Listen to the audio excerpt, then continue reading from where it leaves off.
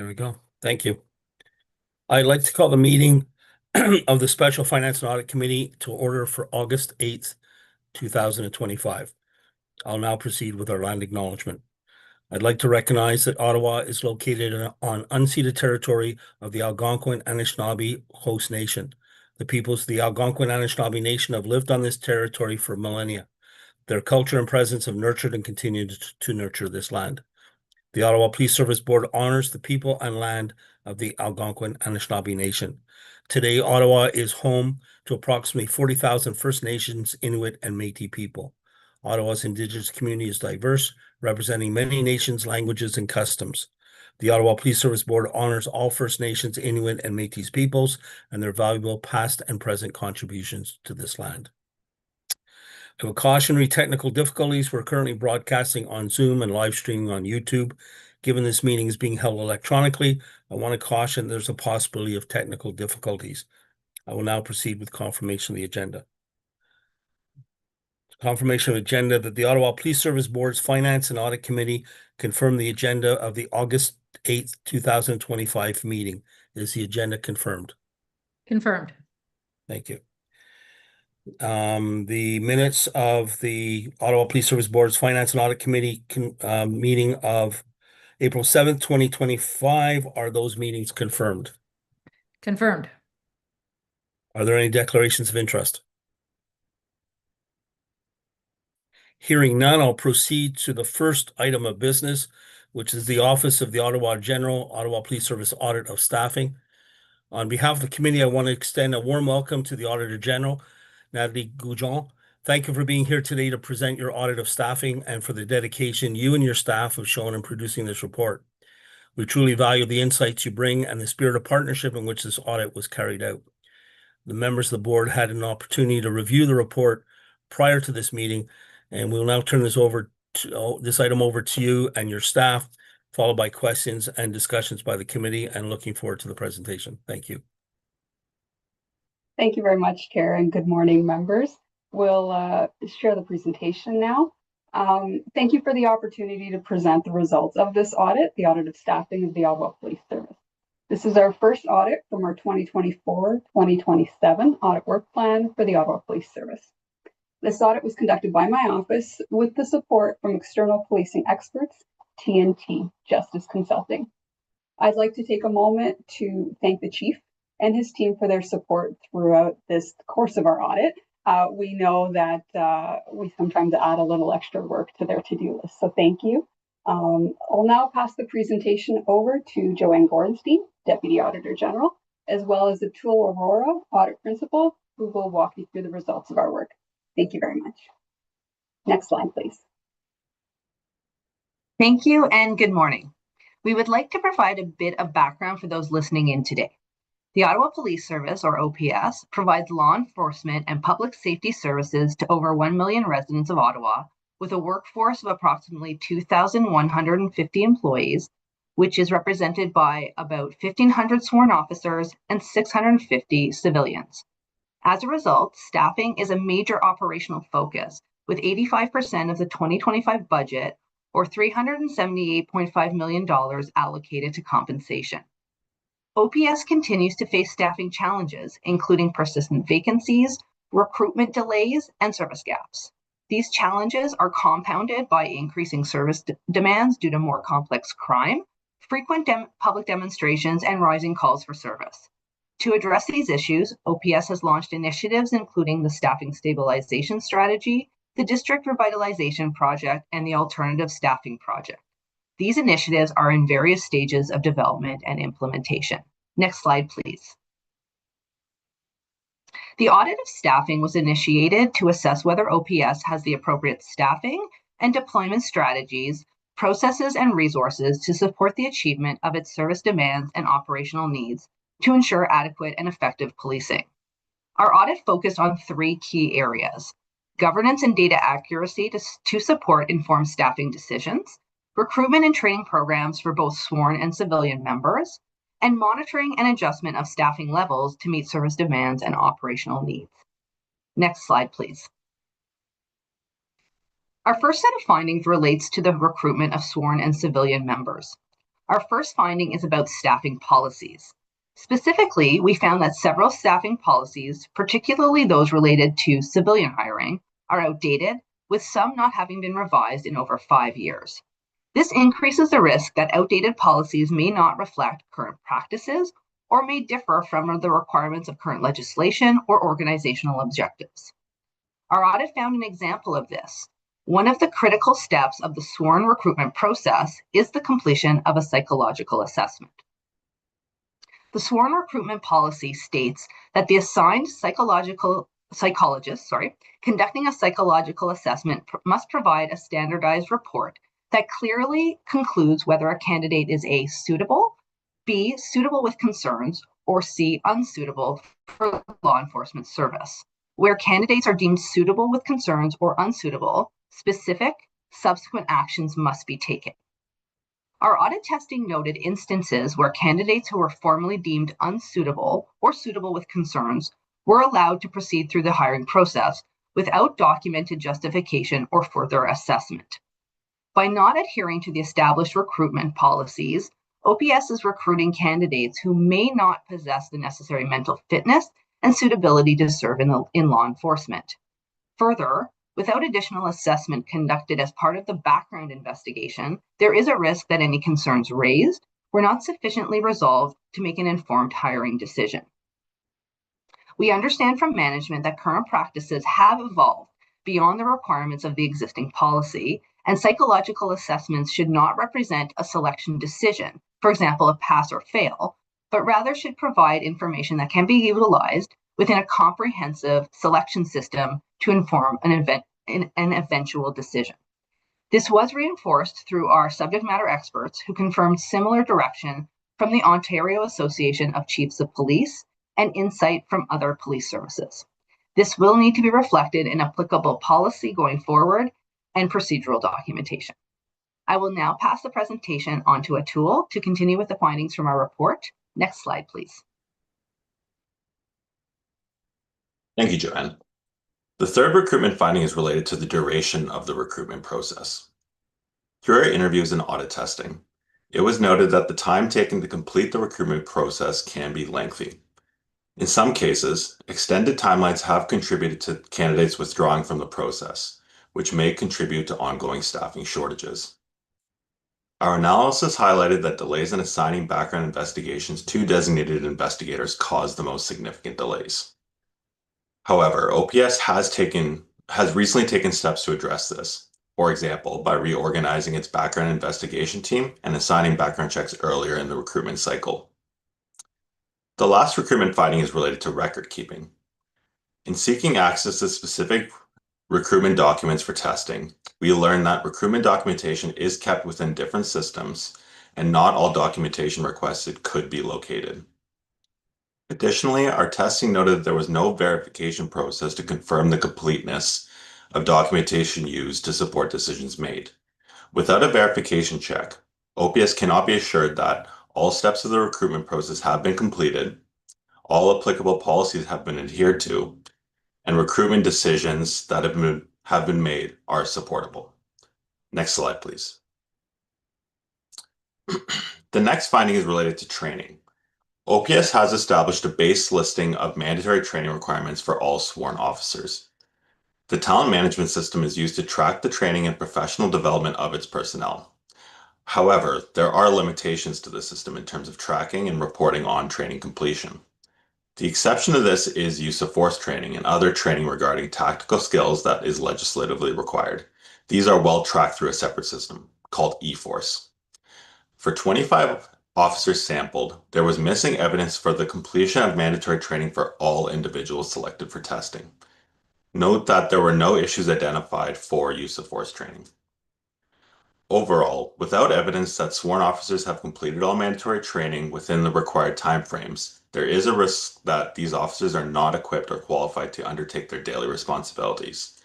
OPS should also ensure that there's a central training matrix for all mandatory training by officer role and rank, which will help ensure all training is complete and allow for sufficient tracking. Next slide, please.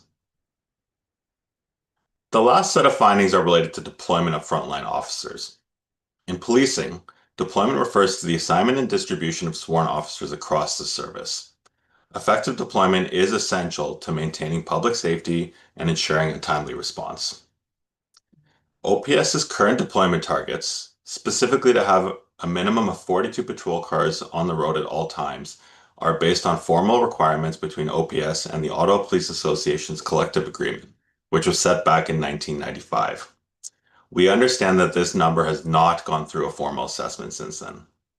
There is broad recognition that this minimum figure is no longer sufficient given Ottawa's population's growth, urban expansion, and the increasing complexity of policing. We learned that while 48 vehicles is the current operational goal, the contractual minimum of 42 is often all that is achievable, particularly during night shifts and shift changeovers.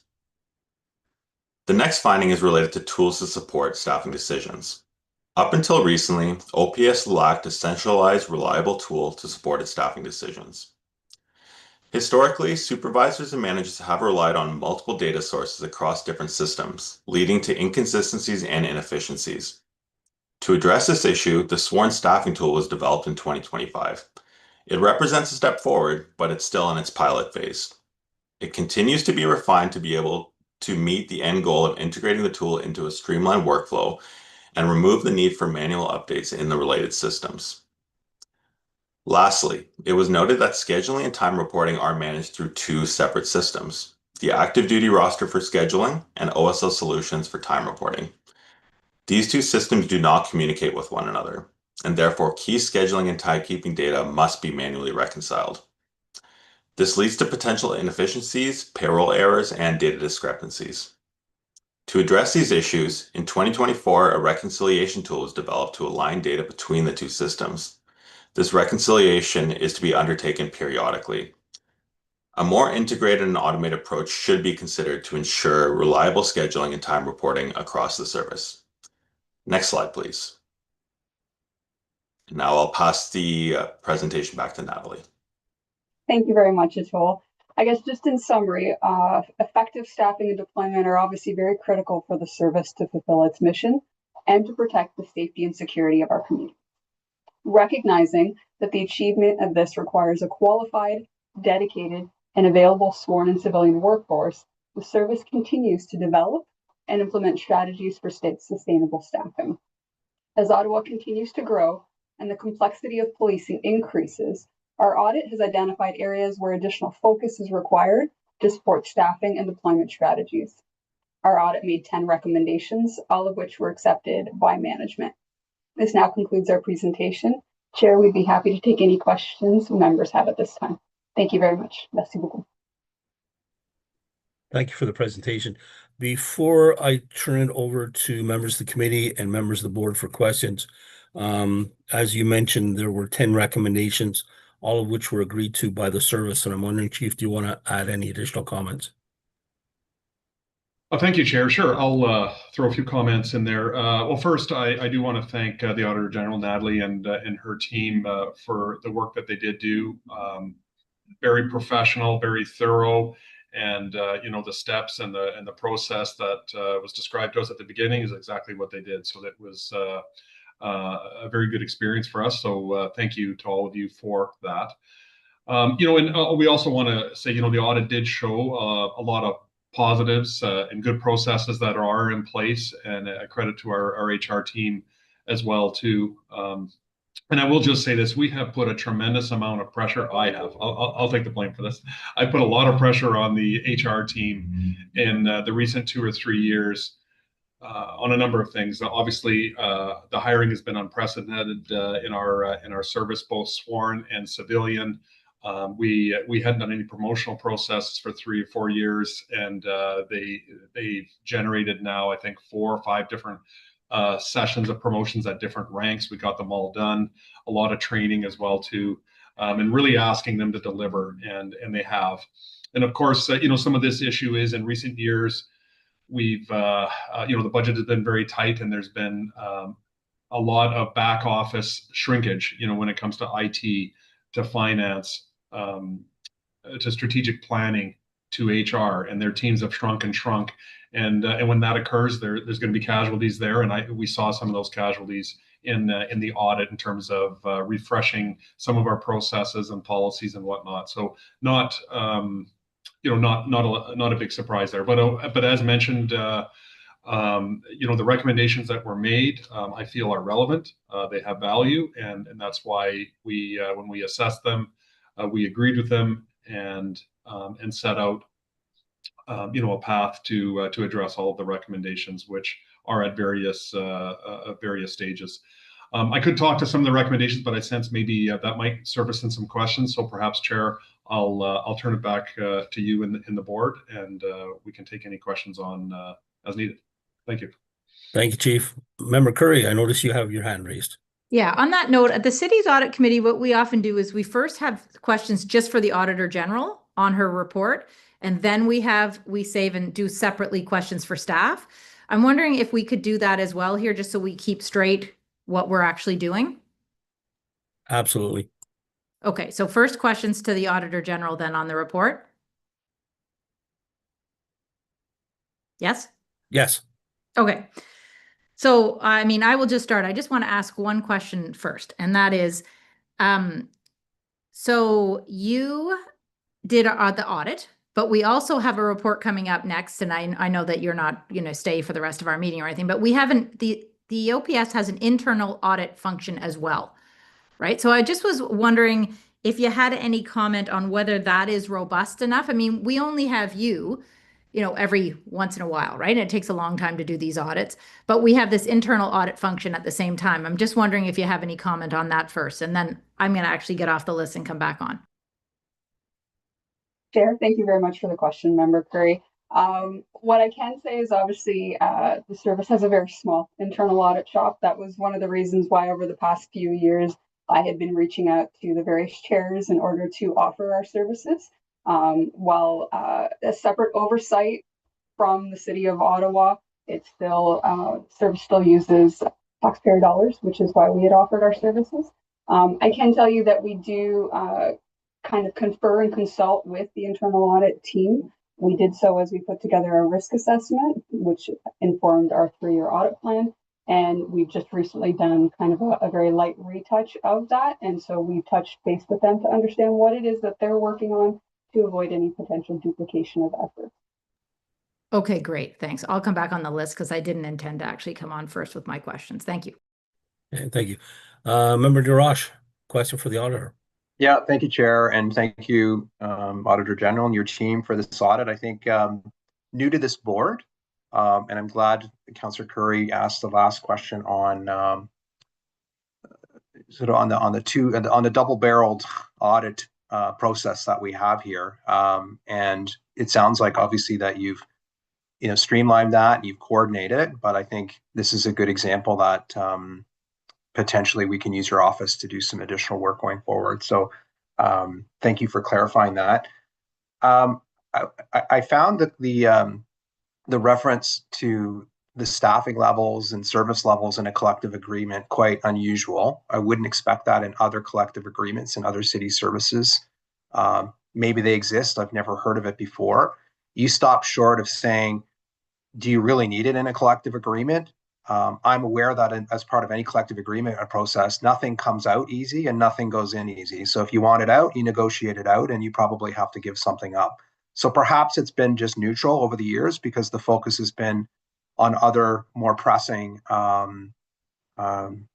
benefits for the members and concessions from the police board.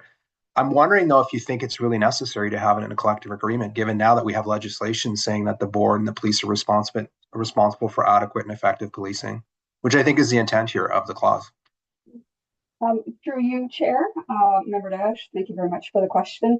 While obviously we are aware of its connection to the collective bargaining agreement, I wouldn't say it was necessarily an aspect that we dove into to audit its validity, its history. We obviously do know a little bit about that. My understanding is I do believe it's consistent with other various public service agreements for other services. I don't have necessarily those that we would have conferred with from that particular perspective. That being said, I think it's probably a better question for the chief and his team to refer to as to kind of how this came about and whether or not it handcuffs them in any particular way.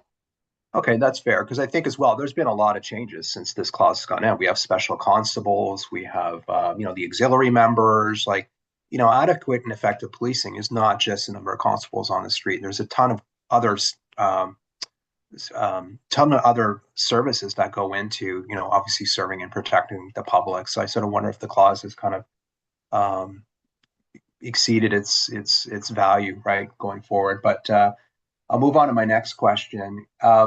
This concept of adequate and effective policing is new. It gets used a lot. I don't think there's clear definition in terms of what that means. I don't think there's really good criteria on how you measure that. I'm wondering if you found it challenging in the course of your audit to kind of understand that concept and kind of what it meant, knowing that an auditor would like to see, I think, much more than kind of a concept, right? You'd want to see something more measurable. So what was your view, if any, on that concept of adequate and effective policing and how we should be defining it going forward? Thank you for the question. Obviously, this is the mission, the mandate of the service. It comes from provincial legislation. I would say as auditors, we define things internally in order to ensure that we have a baseline to assess against. In this particular case, we're looking at it from a perspective of what the goal and objectives that the service have set, and are they set up for success from that perspective. I look to my deputy to see if she has anything else she'd like to add to that. Sure, thank you. Through the chair, I'll just add that that obviously is a challenge. We obviously use other input. Certainly, it's the strategic direction of the board and things like that to really assess whether or not there are criteria for what is trying to be achieved. Ultimately, in the end, our comments or our findings related to the numbers, because there really hasn't been much of an assessment. We really didn't have to go down that route at this point. So we maybe thankfully, but not that we want to do that, but because the number it was sort of outdated and that the assessment has not really been done. That's as far as we sort of stopped there. Thank you. Just for some quick additional background, in the last round of collective bargaining, the clause regarding deployment was changed from individuals to vehicles, but that was the only change that was made. And it's certainly something I think from the board's perspective, since the collective agreements between the association and the board, that should there be interest in having discussions, I think that's something we would be happy to entertain. Vice Chair Carr. Just a member. Thank you. Thank you very much for the audit to the Auditor General.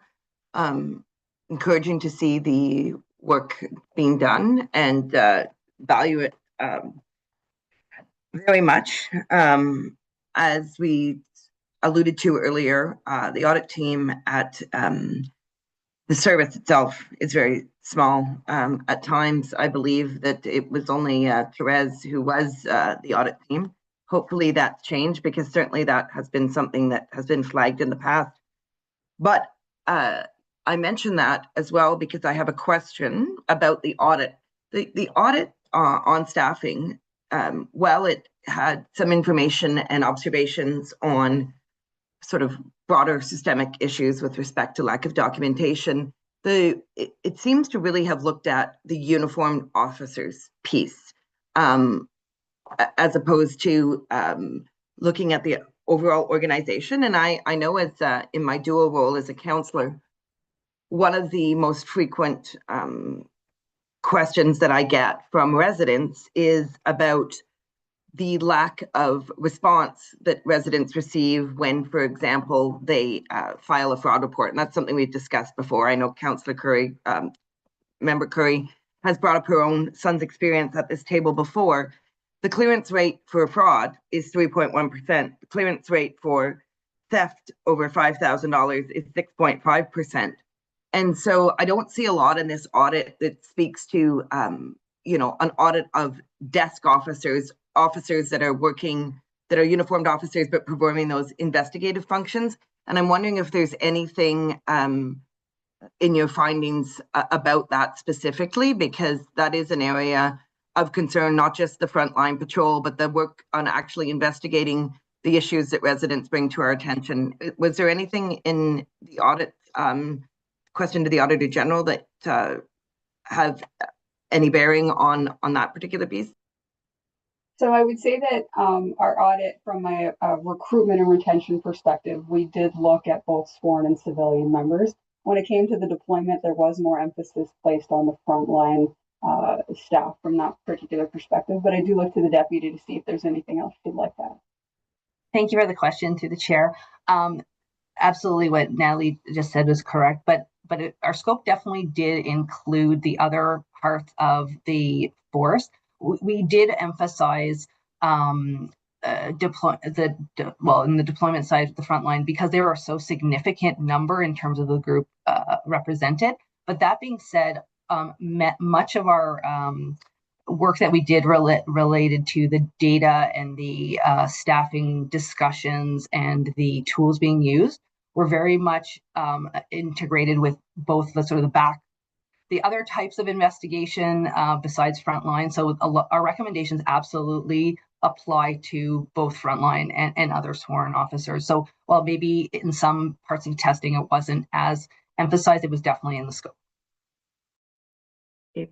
Thank you very much. And just a second question, and then I'll get back on. Did you look comparatively at other police services? Like, frequently when we talk about Ottawa, we talk about the Big 12 in Ontario, but we also sometimes look at comparisons of similar population cities, such as Edmonton, for example, which has a lot less square kilometer area than we do, but certainly about the same size. Were there any findings geographically about the number of frontline officers that were discovered in the background that you'd be able to share?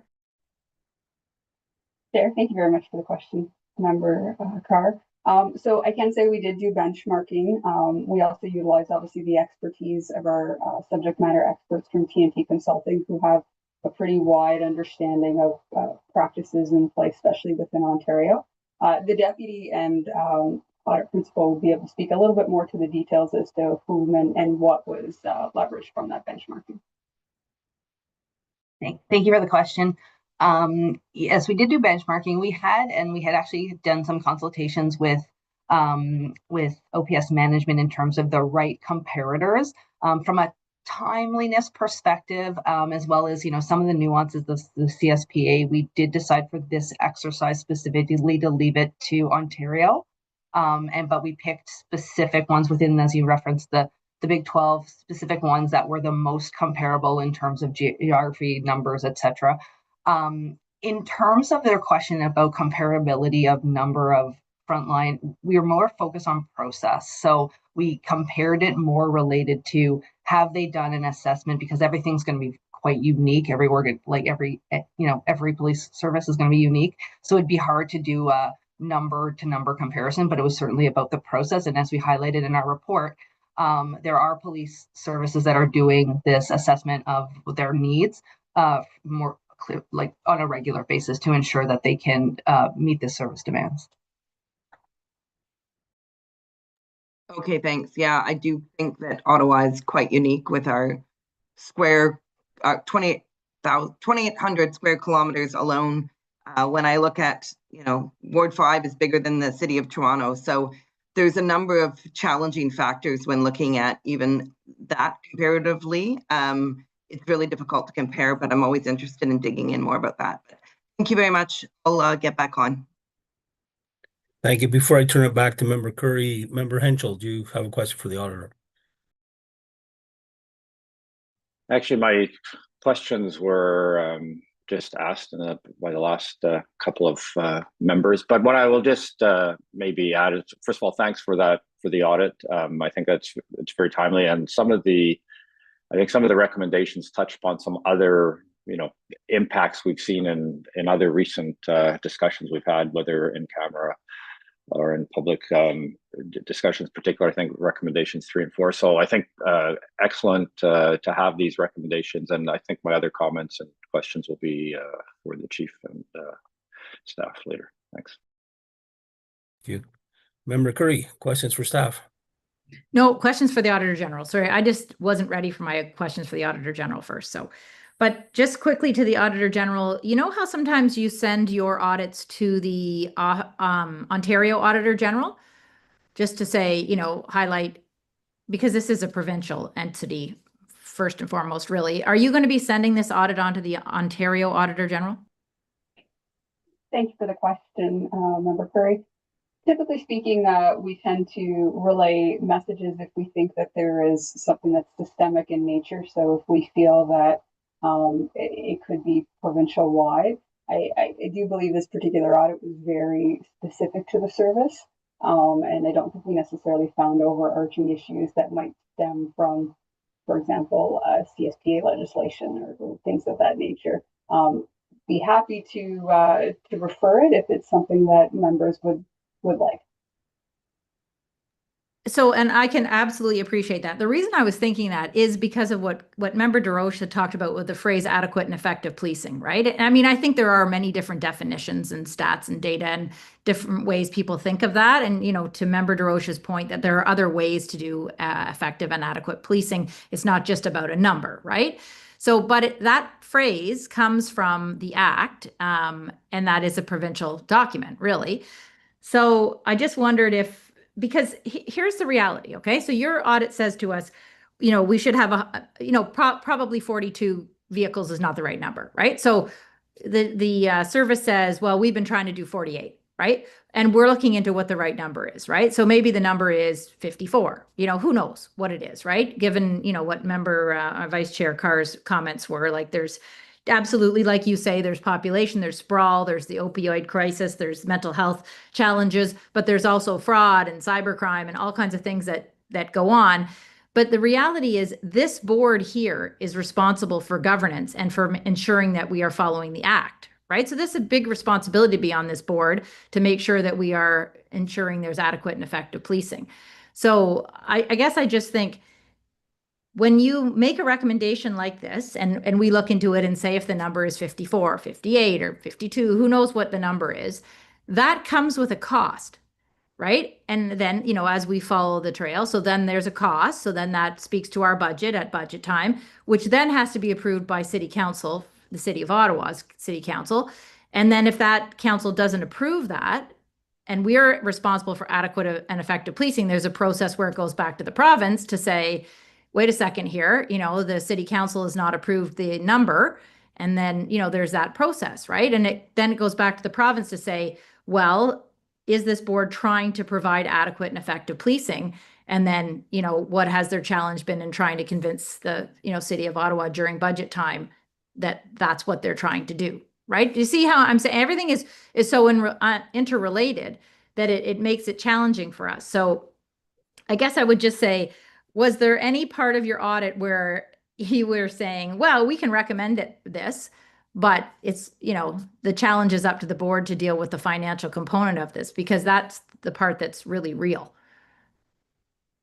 Chair, what I would say is, you know, obviously we know that there is a potential for budget implications, but I would like to highlight that our report's essentially highlighting the aspect that the assessment to determine what the number, that magical number, if you want to call it, is, without that assessment, there's no way of understanding and knowing, you know, whether or not you're going to be able to meet the demand that is out there in order to provide adequate and effective policing within the communities. So I would firstly say, could there be a budget impact? Most definitely. I do understand there's a lot of intertwined elements that go around this, but as was mentioned by multiple members today, there's other potential with regards to, you know, how you achieve your mission. You know, is it more constables? Is it different elements and different tools? We don't have the answer, and I'm sure the chief will be okay with me saying this. As I mentioned to him yesterday, I would love to have determined a number for him, but as auditors, we have to audit the assessment, not create the assessment. And so I do understand the somewhat dilemma that the board is in this particular position, but I think that's why having that assessment as soon as possible is very important. Okay, fair enough. As for the training, so when you were looking at other services, did you not see like some of this is technology. I saw the services response to your recommendation, you know, that we're working on this, we're getting better data collection technology, whatever.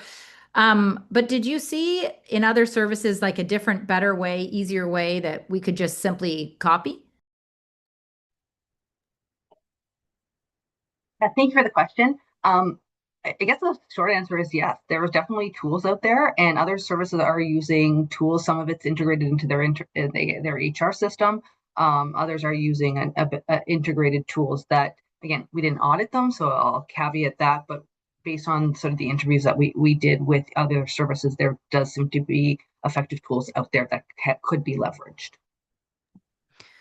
Okay, I would just point out that this to me doesn't seem like, given the year we're in here right now, that this should have been a finding.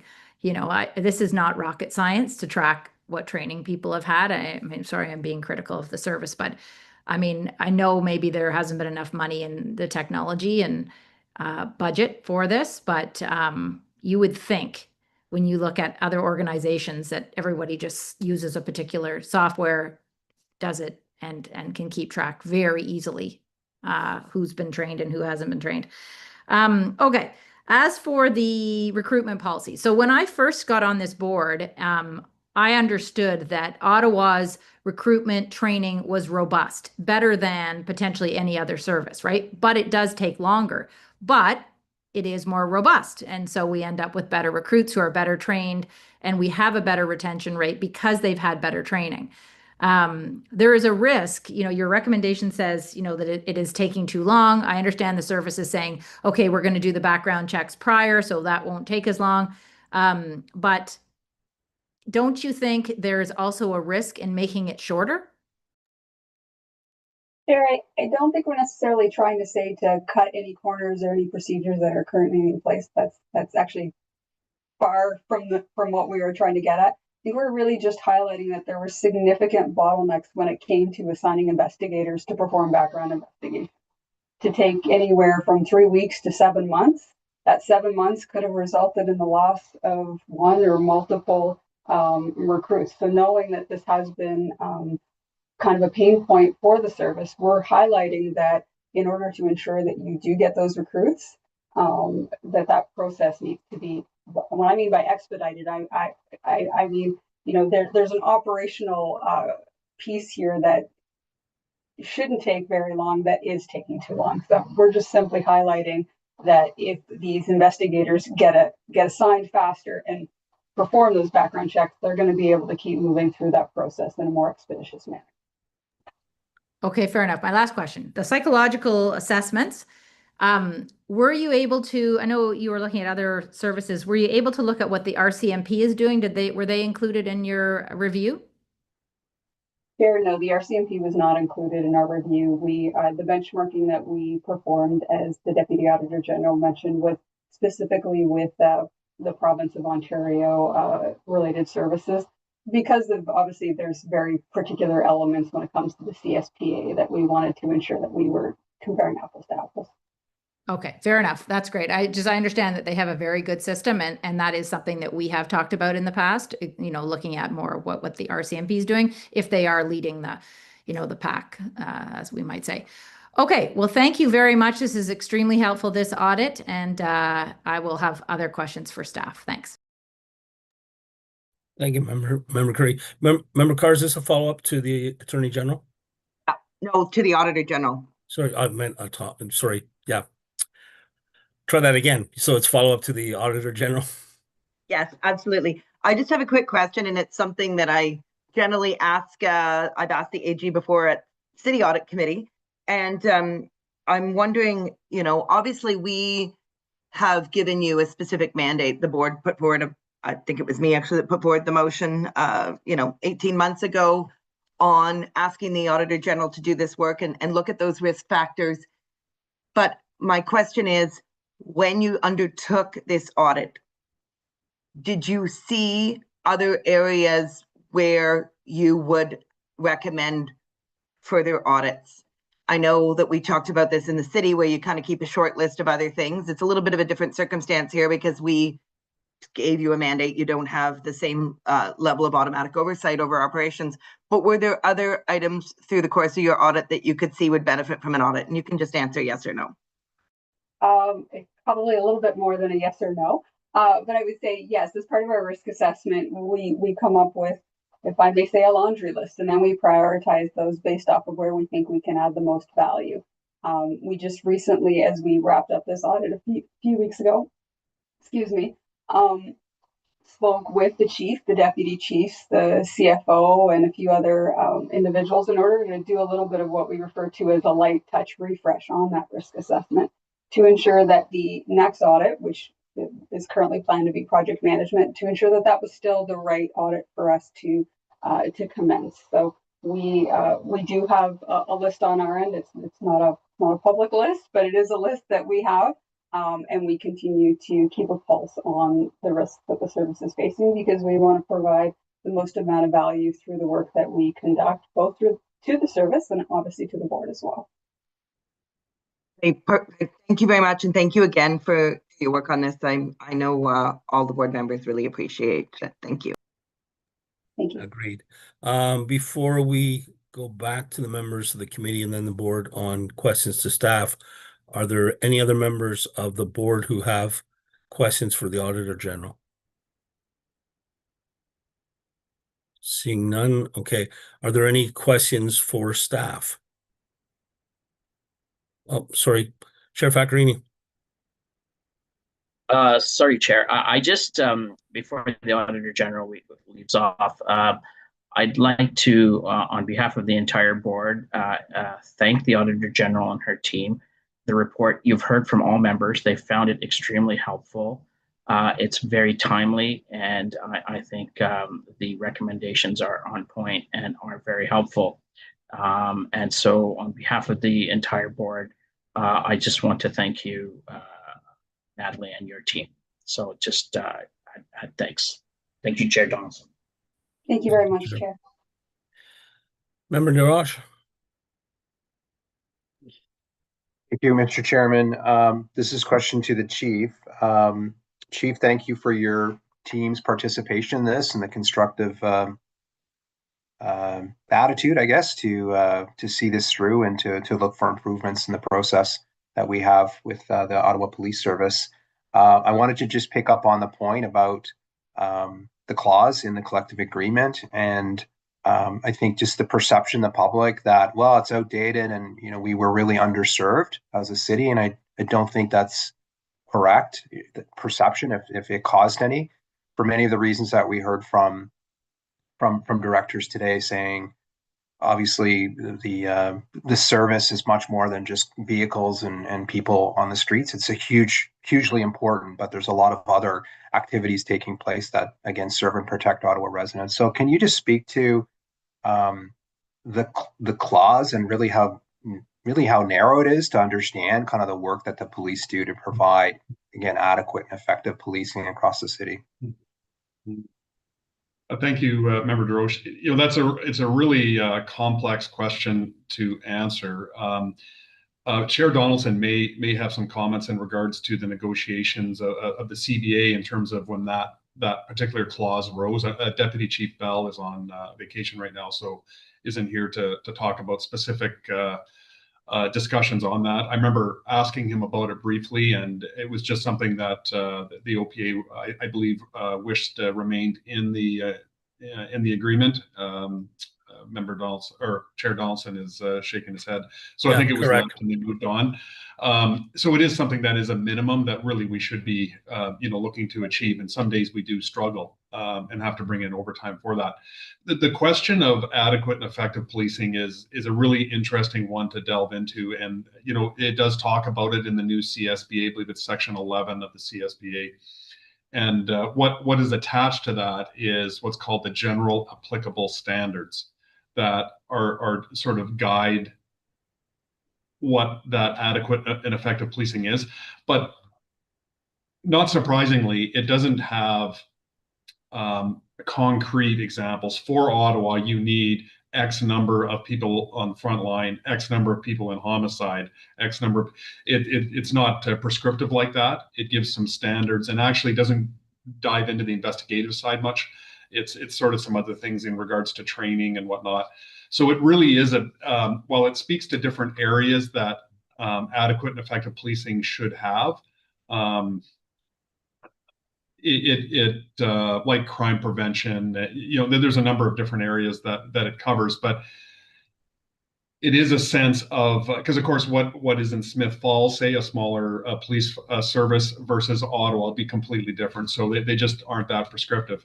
When it comes to Ottawa, it is certainly something that I think we as a police service have to present to the board and say, with data, with qualitative, quantitative evidence that says, here's why we think we need more resources so we can have adequate and effective policing in this city, if in fact it's needed, in whatever area that might be. It could be investigative or frontline, demos, traffic,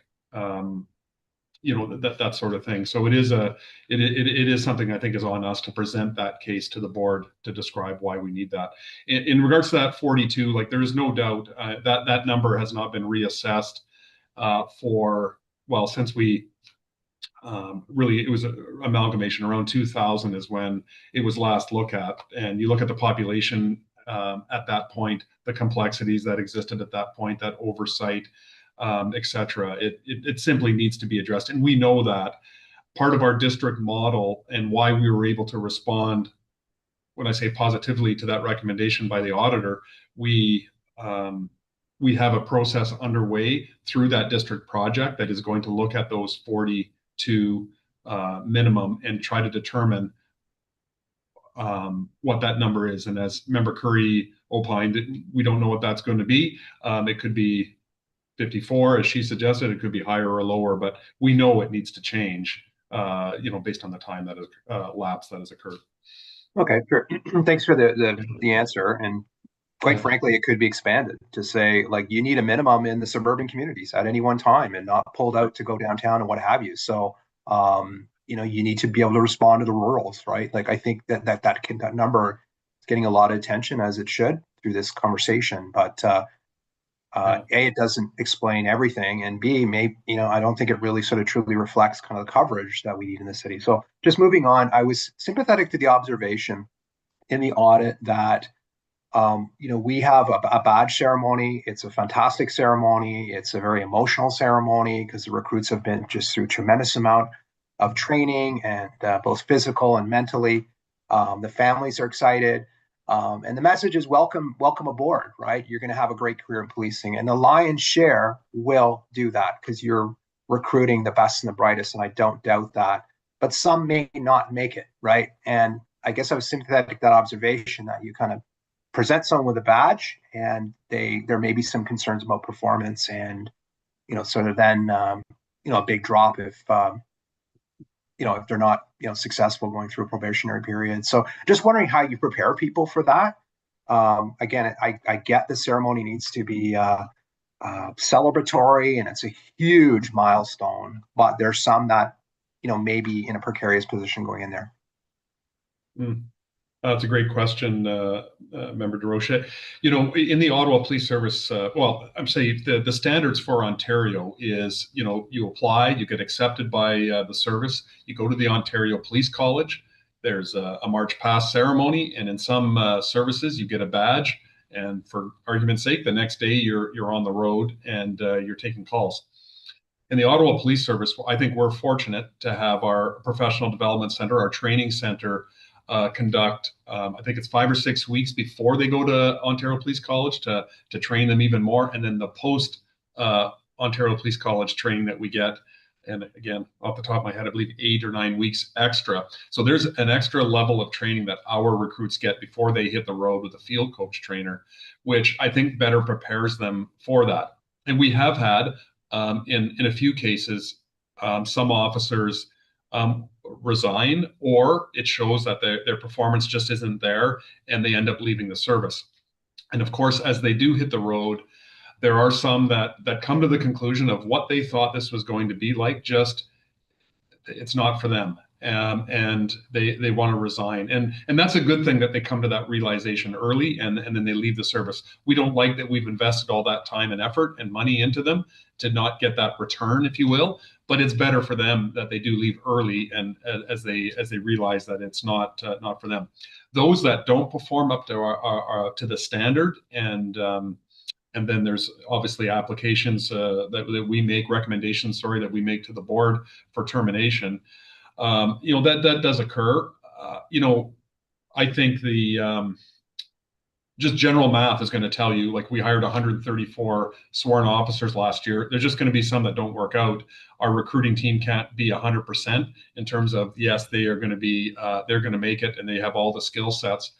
And I think that the percentage that do come to the board for termination after they do get a badge is relatively low based on the numbers that we have hired.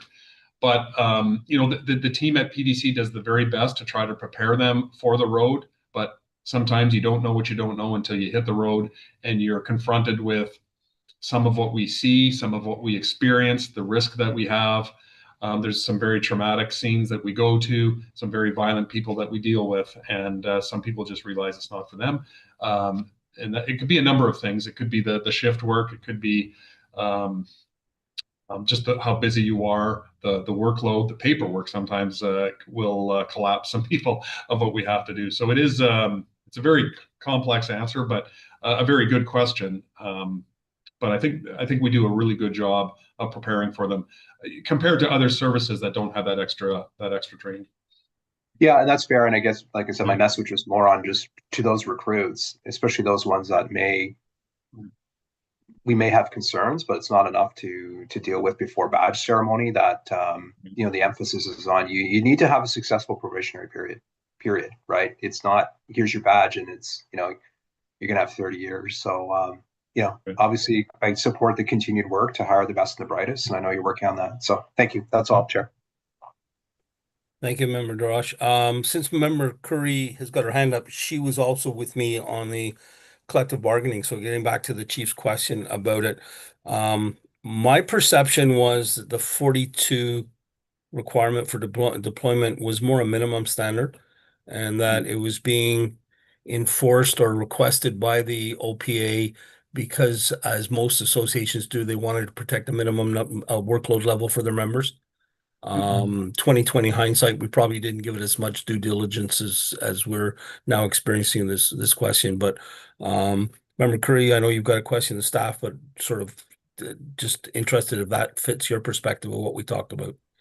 Yeah, no, I would absolutely agree. I guess the other was the flexibility in changing it to vehicles, because more than one person can be in a vehicle. That added another layer of flexibility. But yeah, minimum, it is in a way helpful because it can be more than that, obviously, but it would be helpful to know truly and if that number is the minimum, like a smart minimum, So anyway, but you're right. I think, we could have spent more time on that. Absolutely. In the collective agreement discussions. Yeah. Right. You have a question for staff?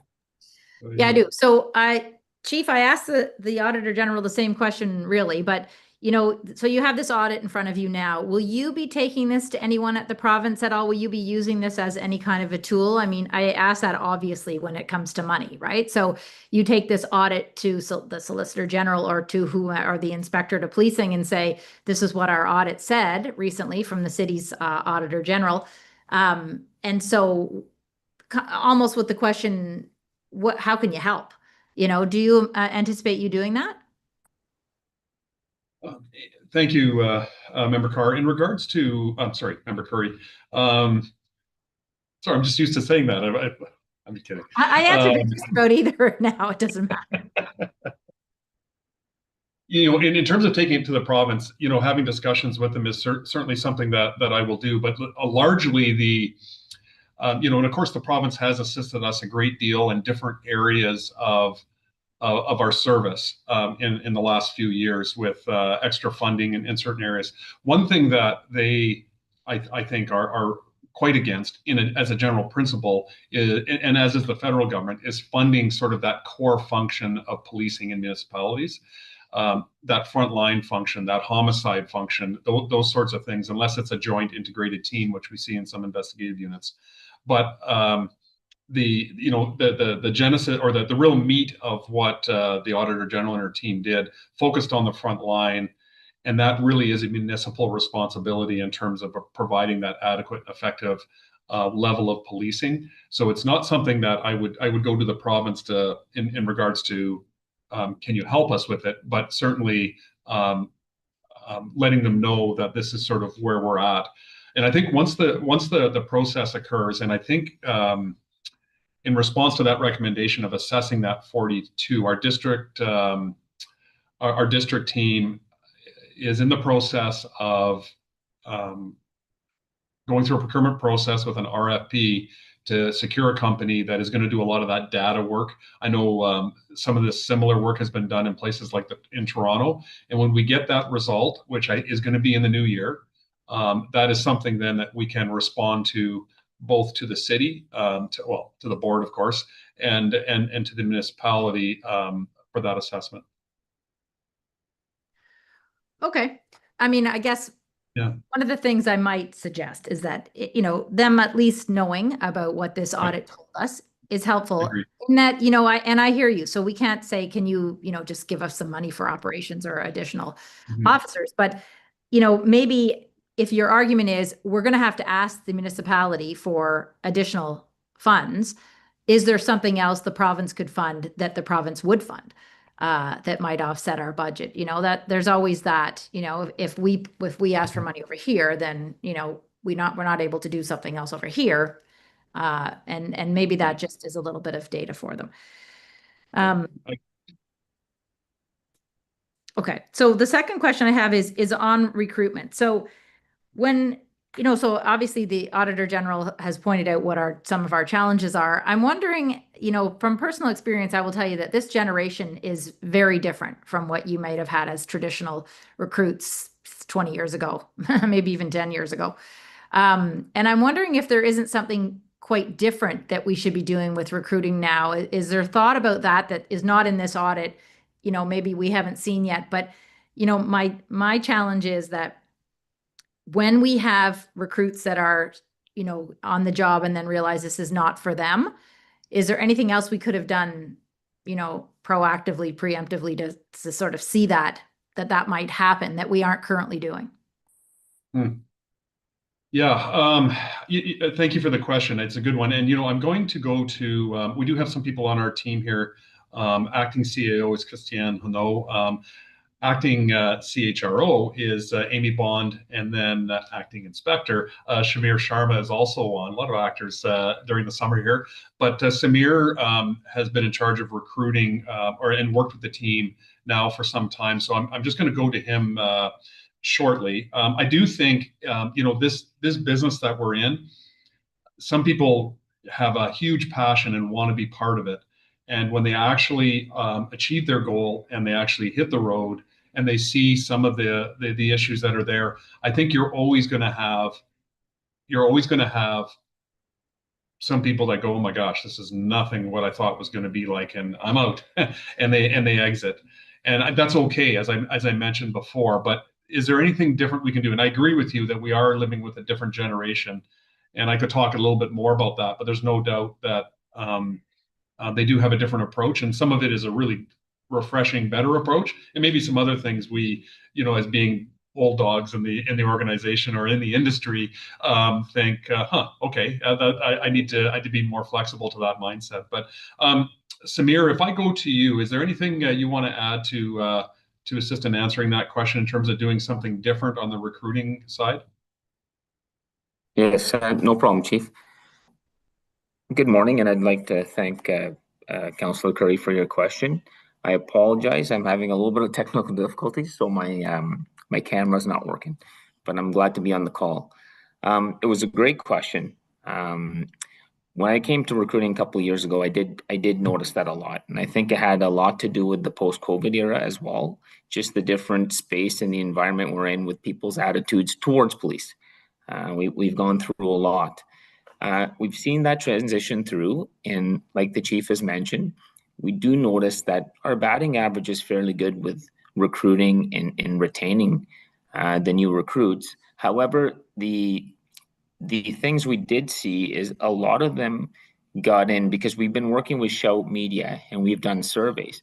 A lot of them got in not thinking, not really knowing what the job was about. So to address this, and very old school thinking, we think everybody knows what policing's about. Well, how do you not? But we actually have individuals that don't understand the job to the fullest, all the calls we go to. And to be honest with you, when I joined, I never knew I might have had to sit at a hospital for 8 hours with a mental health patient. So to address that, we're creating a realistic job profile that will look at a lot of those aspects, letting them know that you might have to go to a sudden death. You might have to speak to somebody on their worst day. There is times where you feel rewarded with certain things, but there are stresses of the job. And we've come a long way with our wellness programs. We've really, from the time I've started to now, it's day and night. So we want to also let them know the supports are there. This is not just a talk of the ugly of the job. It's the good, the bad, the ugly, I call it. You want to know exactly what you're stepping into. So that seems to be a big thing as well. And I think that will assist along with our ride-along program. We can't possibly give everybody a ride-along. However, we're trying to set things up where we could maybe do something virtually to give somebody the behind-the-scenes look at what policing is. I don't know if that answers your question. No, it does. That's good. I mean, anything I think you can do to make it more real for recruits would be helpful. And I mean, you know, as I'm sure we'll get a report at some point during our board reports and other meetings, but I would like to follow this more carefully because I think it is really an important component of it so that we don't lose recruits. Okay, thank you for that. My last question is really on the training and the keeping track of who's had what training. You know, Chief, if we had a really accurate system and we were to find that in fact there were people missing training, or the opposite, that more had been trained and we just hadn't tracked it, that again comes at a cost. I mean, my understanding is that when there is training done, you are taking that officer off the job to do that training, right? Which then someone has to fill in behind, that there are these other costs associated with training. So I'm just wondering if at some point we will get, you know, as you address this Auditor General recommendation, if we will get information in terms of when you did get your system up running accurately, was there a cost, and is that something that the board needs to be more aware of?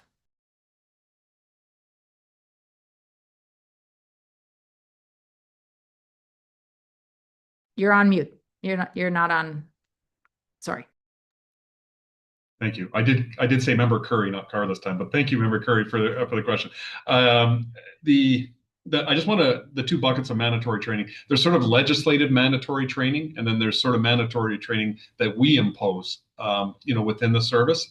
The legislative mandatory training, it goes quite well. And I just give you, like, the use of force, for example, we have to recertify every year.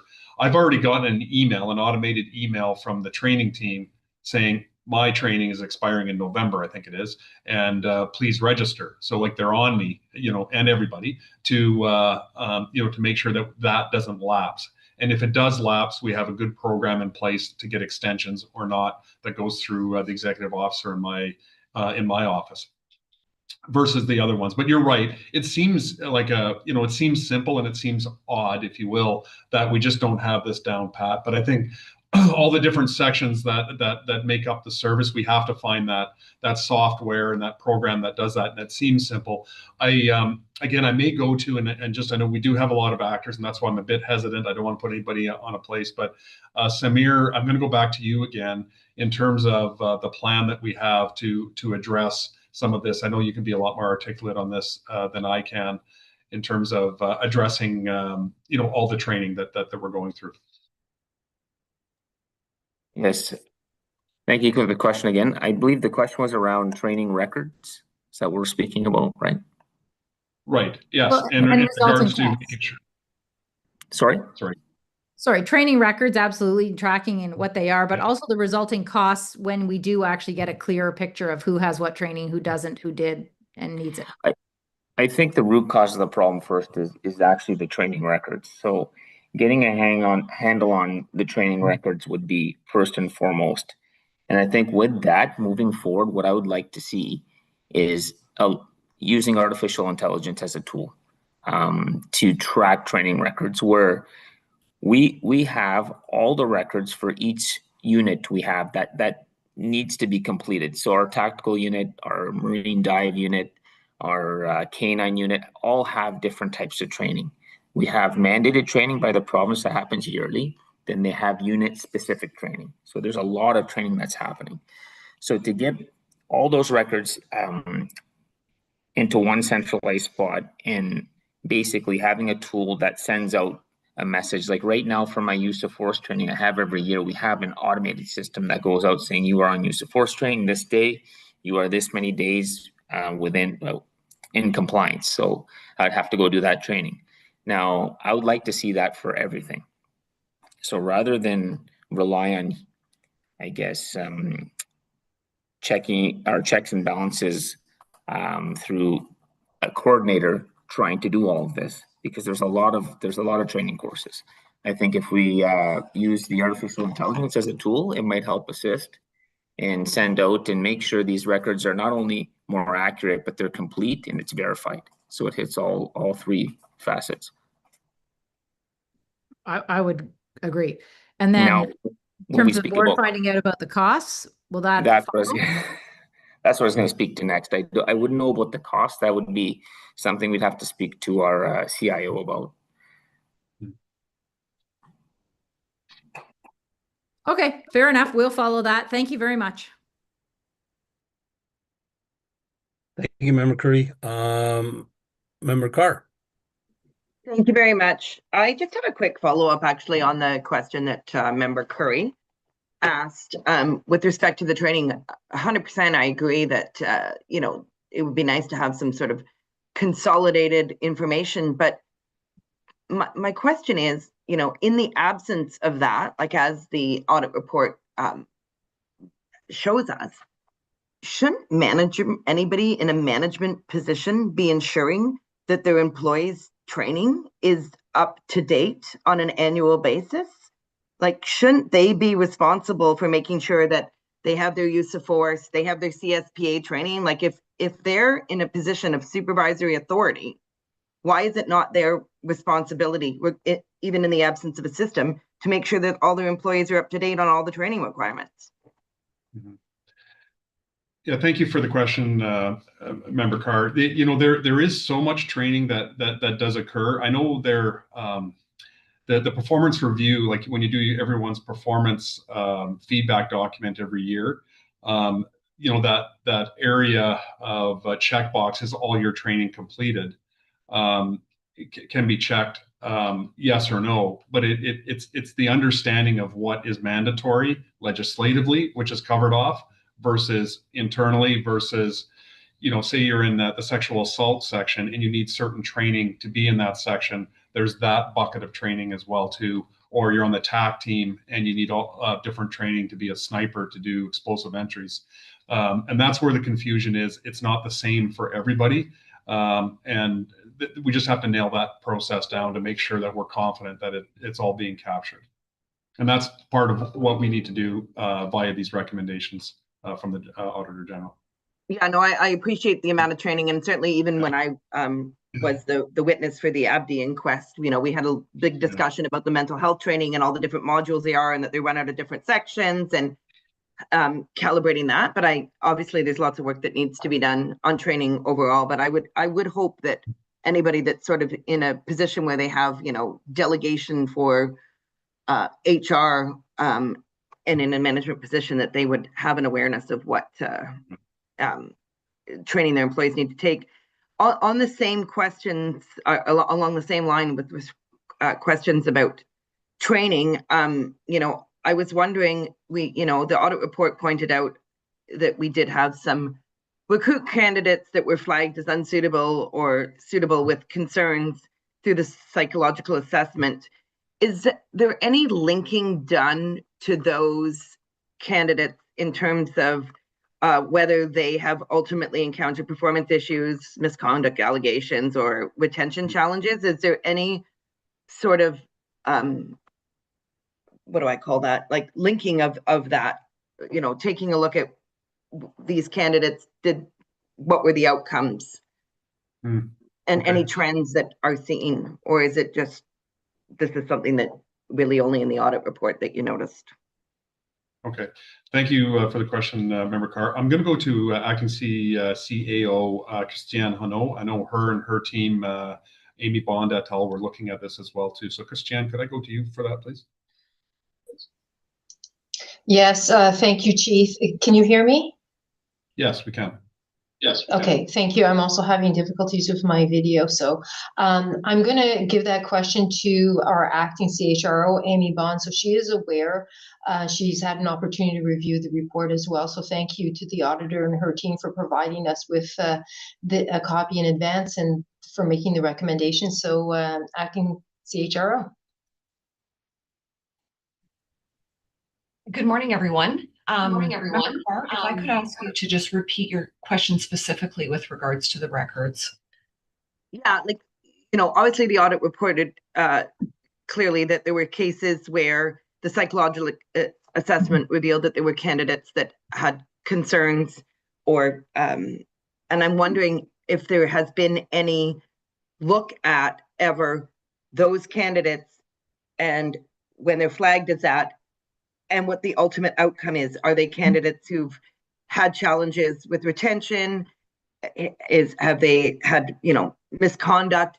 Has there ever been any correlation made between those that were flagged as not suitable or suitable with concerns and the ultimate outcomes of those recruits? Okay, thank you for your question. With regards to the background investigation on recruit candidates, as we know, they are very robust. They do include a psych evaluation with an assessment. If there is a candidate that is showing suitable with concerns, really depending on the circumstances of the concerns, further investigation is continued to alleviate those. And if they are alleviated, the candidate is further screened in and the background is completed. At that point, once we have a candidate who is screened in to be suitable, whether or not there are concerns with training, further post OPC training after their basic constable training, we get to a case conference situation where there's concerns as to whether or not a candidate will be viable to continue in their employment. The background has been brought up in some occasions. I can't state that they've been brought up in every occasion, but certainly the information that we have available to us to provide an assessment to the current circumstance that has risen is always addressed with all the information that we have. I know that's not a sort of specific answer, but any information that we have that leads us to the point we are to make an assessment of a candidate is brought forward. Okay, thank you very much. I do have one more question, and I think it would be for the chief on a different topic. Well, on the same topic of the audit, obviously. But just with respect to the overall observation about the size of our platoons and the work that needs to be done in establishing, you know, the size of the platoon. Obviously, the work is significant that needs to be done. I'm wondering what kind of a timeline is attached to that, and with respect to the work that we're doing on the district policing model, like when we can expect to kind of have that work undertaken so that we have a better idea of exactly what staffing would needs to look like. Yeah, thank you for the question, Member Carr. Right now, the district team briefed me, and I'm just going to look at Deputy Burnett, and he can either shake his head or yes or no to my memory. The timeline that is going to be in the RFP to deliver those results is May of next year, and that's based on the unfortunately, the RFP process that we have to go through by the time it's awarded, and then giving them time to do the work and getting the results back to us. So then, in short, we'll have that number for us, next spring, which then we will have to see what that looks like and what steps we go. Paul, is that your memory? Next May, is that correct? Yes, thank you. Okay, thanks. So it's not, it can't be done before then. All right. No, just with respect to, frontline staffing, district policing, I'm aware that recently you've met with the bulk of the city councillors in the communities. And oftentimes it is the city councillor that receives a lot of input from residents about police presence, and they're keenly aware of, where challenges are in their communities. Has there been any common themes that have emerged in those discussions about these frontline operations, in those discussions with the councillors? Yeah, very good question. And yes, I would say I'm 24 councillors. I think I'm 13 or 14 now that I've met with. So I have a few more to go, but certainly enough of a sample size to see the trends. And I have met with urban, suburban, and the rural councillors, a good portion of them as well. And the themes are very consistent, particularly I would say in the outer part or outside of the downtown core. The two things of wanting to see us more, in all areas, be it Richmond, be it up in Constance Bay, be it in Barrhaven, in the RioCan business area, for example. And then in the downtown core, of course, Byward Market, Centertown, Lower Town, they're metaphorically screaming for more presence. Not screaming at me, they've been very professional and polite, and respectful, but really want to see more of us. The other theme, of course, is the traffic. There's lots of traffic complaints I would say, in all of those three areas that they're wishing to be addressed as well. But there's no doubt, and I say this, that we are falling short in some areas in terms of having the level of presence that is needed in some of these very busy areas. And I'll just use an example. I was out with Councillor Hill last Thursday night. We met some of the business owners, some community members, but just seeing how busy it was on a Thursday night at 9-10 o'clock in that area was eye-opening to me. I used to live in that area and knew what it was like 10 years ago, and completely different. And we just need to have more presence there on a regular basis. That's what they really want. And I'm just seeing that throughout the city. Okay, thanks. You haven't heard much about wanting to see less police. I've not seen that. Okay. No, excellent. I do think as the discussion on staffing levels progresses and we get into budget 2026, that those observations from those ward meetings, where I think most of them, similar to mine, where you've met business owners or residents or whatever as well, will be it will be useful for the board to hear a roundup of those discussions as well, a little bit outside of the domain of the audit. Anyhow, I'll pass you to another member. Thank you. Thank you. Member Josh. Chief, I understand that a lot of these kind of administrative recommendations aren't going to be accomplished overnight. You're committed to doing it per the management response. I asked this at the last time we had the services own auditor. Like, will you consider putting this in the performance agreements of your senior management, or tasking some people to make sure that there's adequate follow-up? I noticed you mentioned in your comments that it's something you've been pressing, but I think you might need to consider that follow up to the Auditor General recommendations, or there needs to be some tangible progress, and maybe that's part of some of the performance agreements of your senior staff. Right. I think that's a consideration, Member DeRoche. The recommendations, I think, are directed to two people primarily, two of them to myself, and the majority of them to the CHRO. And holding them obviously to task and myself on those particular recommendations is key. We take this audit very seriously, and the robust response that we have we need to deliver on that for the organization for sure. Okay, thanks for considering. That's all, Chair. Thank you.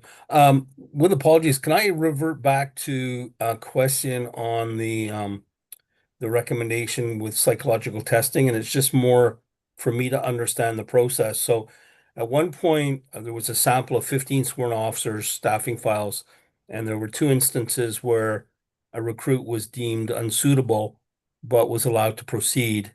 And then there's reference for a sample file of 15 where 2 individuals were didn't have the appropriate follow-up. Are those separate staffing files? Are there 2 staffing files of 15?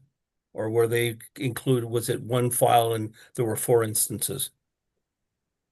That would be the question. Oh, sorry. For us? Oh, go ahead, Joanne, or sorry, I'm not sure who said that. Was that you, Joanne? Yes, thank you. Was that a question for the audit team? Okay, so thank you for the question.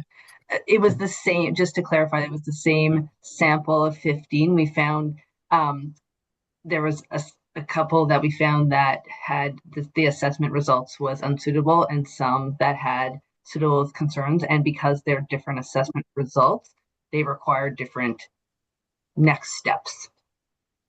Hopefully that clarifies the question. It does. So so you used a sample file of 15 individuals and Sworn. and found 4 instances of Correct. challenges with the psychological assessment. Correct. And then we selected a separate sample of civilian files that would have a requirement for a psychological assessment and found some additional challenges for suitable with concerns as well. So 2 different samples from that perspective. Okay, thank you for that clarification. Member Darash, you've got your hand raised.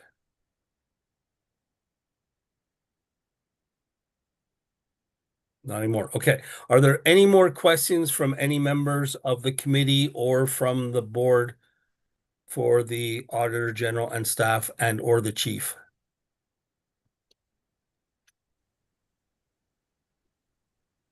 Chief? Thank you, Chair. I just wanted to say there was a comment made, I think, during the session with the Auditor General, the questions about was it just frontline or investigative services? Did we look at the detectives? I believe Member Carr asked that question.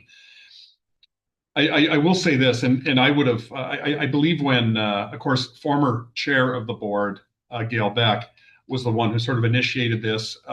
She did a lot of touring of our units, both frontline and our investigative team. And I know met with a lot of investigative units and saw some of the strain on their faces in regards to what they're up against. And I actually would have appreciated or hoped that we could have done that investigative side as well, but I know the mandate and the scope of this wasn't. But I will just say, you know, as a comment, that there are a number of units that I know need to grow. And, you know, I look at our homicide team and what they've been up against the last 3 years. I look at our sexual assault, we call it our SACA team, our intimate partner violence, our collisions team, the fraud team. I believe Member Curry mentioned the fraud team. They are really bursting at the seams. It is an area that we need to look at.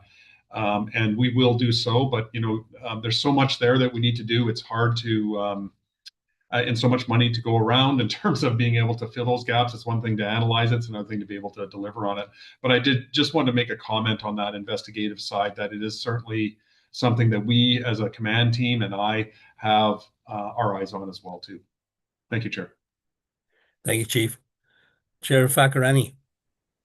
Thank you, Chair Donaldson. I just have a question concerning process moving forward and a progress report and whether or not Finance and Audit would be receiving a progress report, let's say in 6 months or a year, whatever I think the Chief would determine would be a good timeline, or whether or not it might be best that now the Human Resources Committee undertakes sort of that progress report given the subject matter at hand. So I don't know if we need to have a discussion here, like potentially, but I just wanted to put that on the radar that I do think we would like a progress report.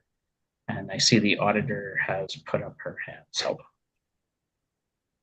yes, I just wanted to add a quick element of process from our side, Chair, which is that we have a follow-up process that we perform on all recommendations that we issue. So you will see that every management response that was issued by the chief and his team have an established timeline associated with them. So once that timeline is up, we'll come by, we will ask to see whether or not progress has been made, if they've achieved their timeline, and then we come in to take a look to see if they have actioned the recommendations to, I say, our satisfaction. The chief's team will have received what we refer to as an evidence required document. So it really walks through what our expectation is and what we would help us deem something complete. So I just thought I'd give a little background from that perspective as to where we will be providing a little bit of a status update back to the board. Thank you. Chief? And I'll just add to that, Chair, our small but mighty audit team led by Therese will be tracking our recommendations and our actions related to this audit, and we'll be compiling that. And in regards to reporting back to the board, be it FAC or the HR committee, we're willing to do so at an appropriate time. I would perhaps suggest 6 months, which would, I think, get us into January, but I'll leave it to you for that timeline as well as what committee we'll go to. So if I can make a recommendation, we're going to conclude this session by hopefully receiving the audit report and recommending that it be forwarded to the board for consideration. Given that, would it be appropriate at the next board meeting when this report is brought forward to have a discussion about the appropriate follow-up in the committee to be able to take it on? If the Chair Faccarini is okay with that, we can go on that process. Okay. Agreed. Yeah. Thank you. Okay. So thank you all. Some good appropriate questions. It is recommended that the Ottawa Police Service Board's Finance and Audit Committee receive the audit report and recommend the Ottawa Police Service Board consider and approve the recommendations. Is the item received and carried? Received and carried. So thanks to the Auditor General and her staff for a very insightful report and some lively discussions. Thank you all. Our next item is a standing update on quality assurance. Chief, if you're not tired out by what you just went through previously, I'll turn it over to you and your team for a verbal update. Thank you, Chair Donaldson. I earned my money this morning here. Yes, if we could, we have an update on our audit team. As I said, Therese is here. Well, there she is on screen. But I'll first go to Executive Director Steinbachs for some opening comments. John. Yeah, thank you, Chief. And Teresa has a short presentation for you. When we added this item, just to remind us all, we added this item to the FAC just to sort of, there's a number of things in the audit QA world that we're keeping an eye on, a lot of them guided by the CSBA. A few of us, including Therese, have been busily working all summer long, preparing a number of she's been doing a great amount of work, bringing on a new auditor, bringing on a quality assurance person. The focus all being making sure that the service is compliant with the Act. Teresa is going to go through some of the work that she's doing on some of the key audits that are underway currently internally. I want to remind us that in the audits, we're taking notes as we're hearing comments from the board on to the OAG and different audits. There will be an annual report coming in January to summarize the work of Teresa's area, as well as the audits that have been undertaken with the key aspects of the audits and an understanding of what we saw and the recommendations emerging from those audits. So we're expecting that to come in January or February. With that, I'll hand it over to Therese so she can walk you through where we are with her program.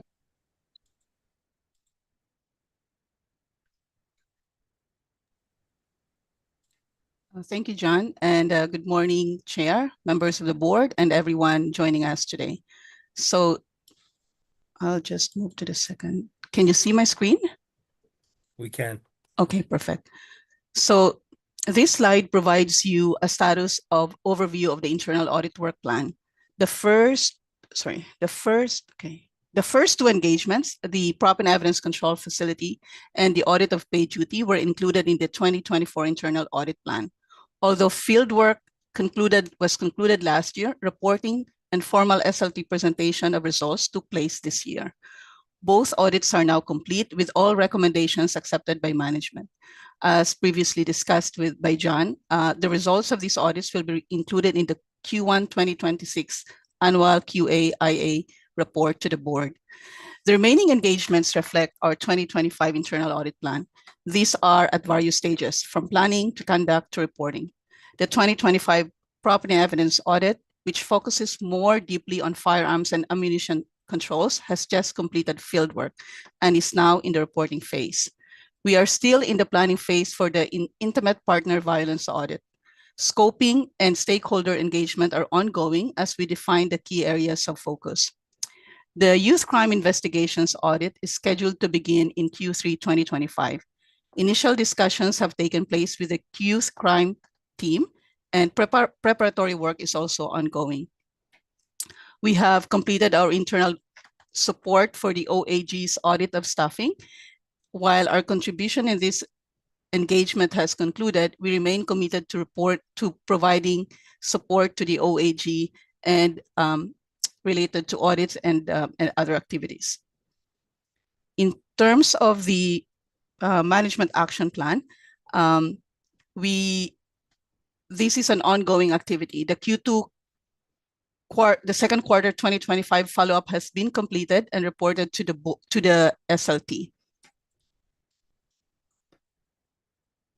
And overall, audits are progressing well across all phases with regular coordination and oversight.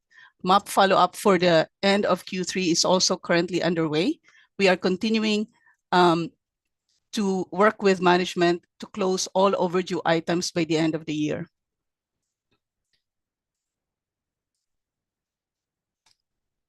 So this slide brings us to a closer look at how we are tracking against management action plans so far this year. As shared during the last Q1 2025 FAC update, a review of outstanding management action plans was initiated to address in 2023 to address the list of unaddressed recommendations and priorities. Since then, we have continued to make progress. As you can see here, since our last update in April, the number of maps completed increased from 87 to 91, with 4 more action plans closed. Overdue maps dropped from 18 to 15, down from a high of 44 in 2023. Where needed, timelines have been adjusted to account for dependencies and resource constraints. Overall, the trend is moving in the right direction, more closures and fewer overdue action items.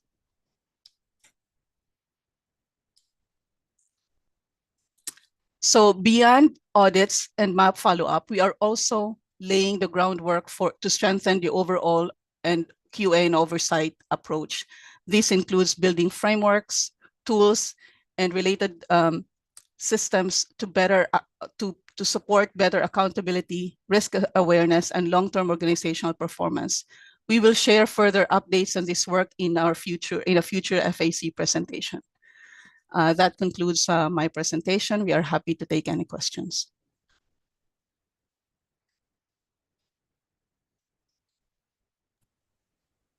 Member Carr. Thank you very much.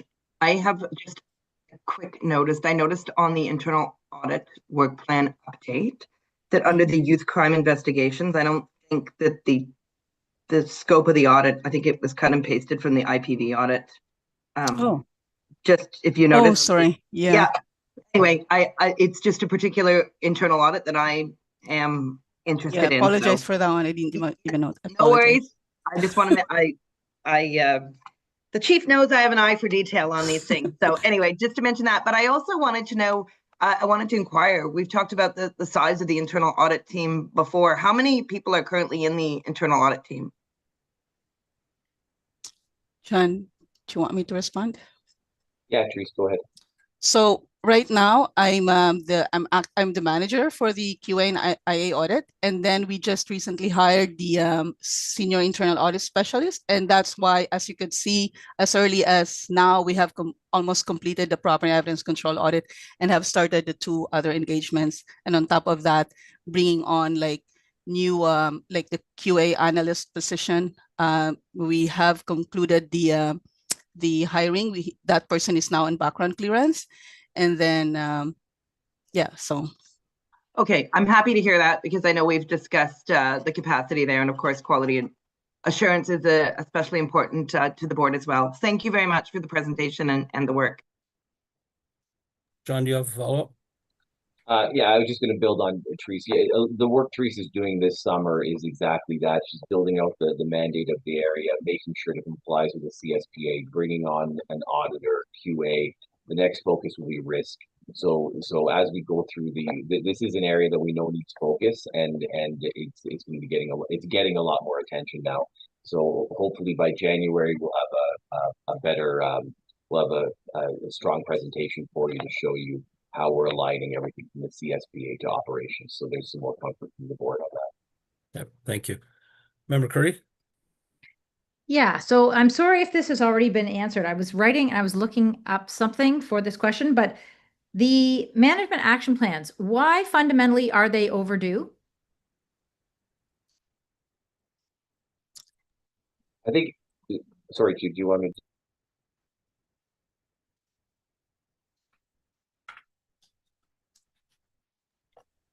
Go ahead, John. I'll let Teresa build on this, but it's there. During the pandemic, there was a reduction in the area in the size of the area, and there's a lot of focus, obviously, on a number of different issues that we're facing in the service. But when we emerged out of that in 2022, 2023, Teresa I would say Teresa and her team, but Teresa did a review of everything and brought those forward. And since then, you can see the progress has been made, but it's a combination of available time to make changes, focuses on other issues, and now we're closing the gap on those very rapidly. So we're seeing that. So it is sort of a combination of the last few years. Yeah, there's no one theme. Sorry. There's no one theme I can point to and say this is why. It's a combination of factors. Okay. Believe me, I can appreciate that. There's a lot of chaos. So there's a lot of things going on. It's just that these management plans are very, very important. I know you know this, but I'm just really hopeful that when the management plans are, there's none overdue, that we will start to see some significant changes. I just hope everybody's prepared for that because, when you have the plans and then you're working through the plans, that things start to happen. And I imagine that people are quite glad to see that because, people don't like to work in an environment where there isn't a clear plan. So glad to hear that you're making progress on those. I would also say that potentially not having enough people in our audit department is also part of the problem, right? Somebody wasn't highlighting that all the way along to say, hey, you know what, these plans aren't updated and complete, and so. Anyways, glad to hear that. Just, if somebody could actually pull the slide back up again, I just wanted to just clarify. Again, I was just looking something up, but Councillor Carr corrected. What part did you correct, Councillor Carr, on the slide? So this Scope one here. of the youth crime audit. And what was the problem with it? It talked about intimate partner violence audit. Sorry. Oh, okay. So because can somebody please pull that slide back up again? I was going to look at dates. Okay, I thought I shared. No. Yeah. There's back on. So this should say youth crime. Right. Got it. Okay. So in terms of this one not started, it's to commence in Q3 2025, so soon. But when do we see the end date? Like, do you have the estimate of how long it will take to do and that we'll actually get that? So we are committed to completing them by year end. So actually the senior internal audit specialist now has started reviewing, and we will be issuing some of the like the intro letter to the management team to inform them that the audit is coming up. So we should be able to do that by the end of the year.